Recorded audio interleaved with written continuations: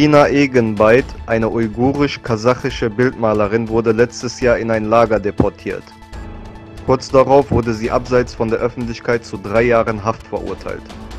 Warum sie verhaftet und verurteilt wurde, weiß man bislang nicht. Es wird berichtet, dass die junge Künstlerin im Lager ihren Verstand verloren hat.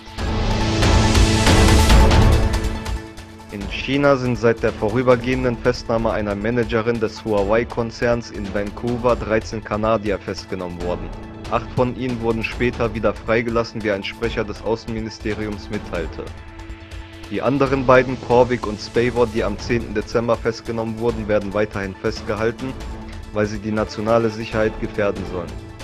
Der stellvertretende chinesische Justizminister erwiderte auf Kritik, dass China ein Land sei, welches mit einer hohen Rechtsauffassung regiert wird. In China werden die Rechte von Gefangenen gewahrt, so der Minister.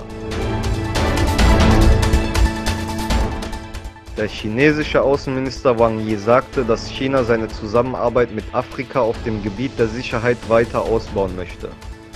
Dies teilte er während seiner Afrikareise in Äthiopien mit, wo er auf den Präsidenten Moussa Faki Mohammed, den Vorsitzenden der Kommission der Afrikanischen Union, traf.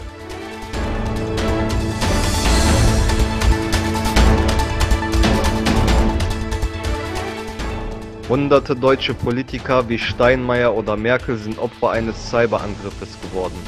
Dem RBB zufolge weiß man nicht, wer der Urheber dieses Angriffes ist. Bei dem Angriff wurden Informationen von Kreditkarten, Handynummern und privater Kommunikation erbeutet.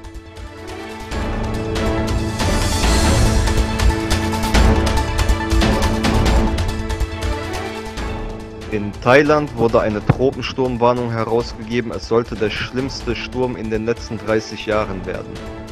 Die vorerst befürchteten Schäden wurden aber glimpflich überstanden. In manchen Orten wurden Bäume entwurzelt und Dächer abgedeckt. Zudem gab es Überschwemmungen. Aktuell wurde die Warnung wieder aufgehoben.